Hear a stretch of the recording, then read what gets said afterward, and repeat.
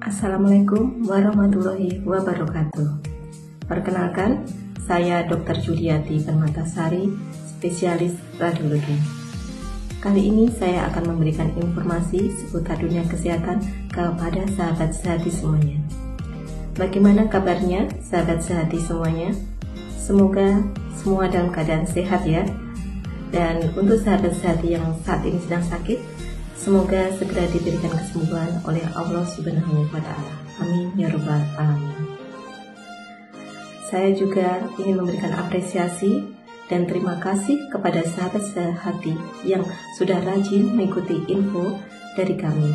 Semoga info yang kami berikan kepada sahabat sehati dapat memberikan tambahan pengetahuan kepada sahabat sehati semuanya.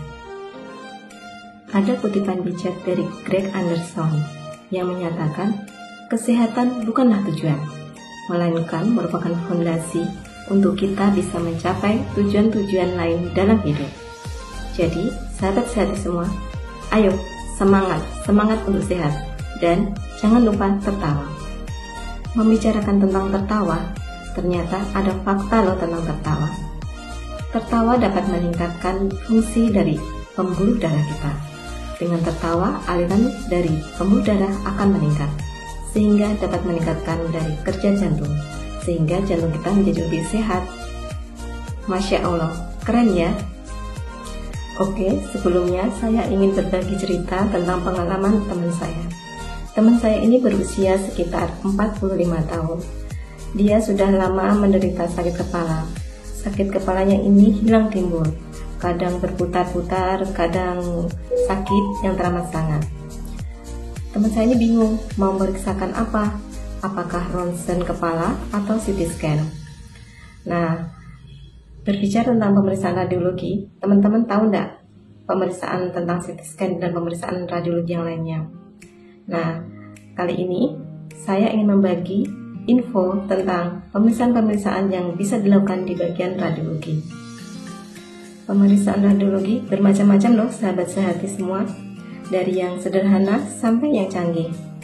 Pemeriksaan radiologi itu sendiri merupakan metode diagnostik dengan menggunakan bantuan sinar X atau disebut X-ray, atau bisa juga menggunakan gelombang suara yang disebut ultrasonografi, bisa juga menggunakan medan magnet atau MRI, maupun dengan menggunakan teknologi lainnya, sehingga dapat menghasilkan gambar internal dari tubuh kita.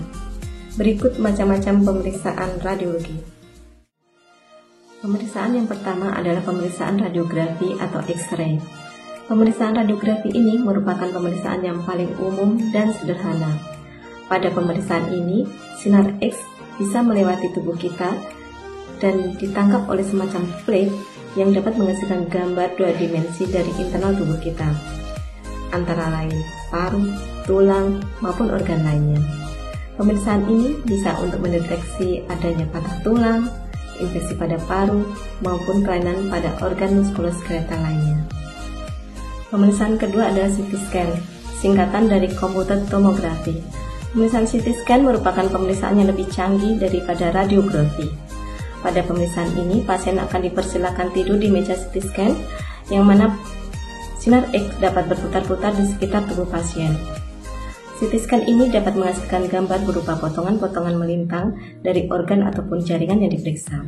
Kemudian, gambar-gambar ini akan direkonstruksi dengan komputer menghasilkan gambar 3 dimensi yang lebih rinci. Pemeriksaan CT scan ini dapat digunakan untuk mendeteksi kelainan di otak, kelainan di jantung, kelainan di organ abdomen. Juga bisa untuk mendeteksi adanya tumor maupun cedera pada tubuh pasien. Pemeriksaan yang ketiga adalah MRI, singkatan dari Magnetic Resonance Imaging. Pemeriksaan MRI ini beda, dia tidak menggunakan sinar X, melainkan menggunakan medan magnet yang dapat menghasilkan gambar 3 dimensi yang lebih rinci. MRI ini lebih rinci daripada CT scan. Pemeriksaan MRI ini dapat digunakan untuk pemeriksaan otak, tulang belakang, sendi, maupun jaringan lunak lainnya. Selain itu, pemeriksaan MRI ini juga bisa digunakan untuk mendeteksi kelainan pada syaraf maupun kelainan di bidang onkologi. Pemeriksaan yang keempat adalah mamografi. Mamografi merupakan pemeriksaan radiografi yang dikhususkan untuk memeriksa payudara. Mamografi ini dapat digunakan untuk mendeteksi dini adanya perubahan pada jaringan payudara. Pada pemeriksaan ini kita bisa mendeteksi dini kanker payudara sehingga dapat dilakukan perawatan lebih awal sehingga dapat meningkatkan kesembuhan pada pasien yang mengidap kanker payudara. Pemeriksaan yang kelima adalah ultrasonografi atau USG.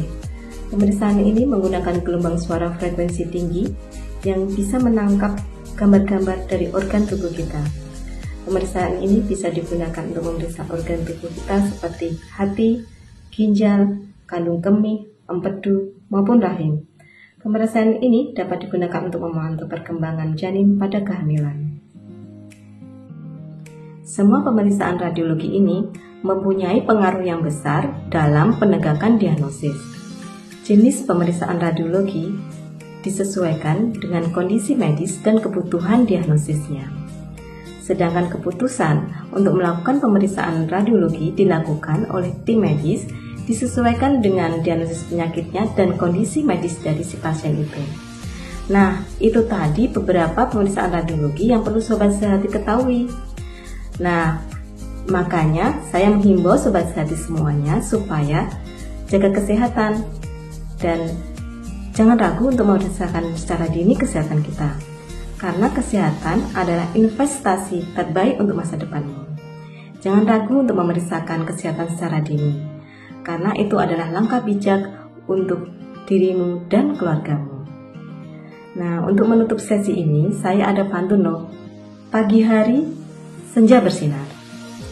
Jaga kesehatan, jangan malas beraktivitas.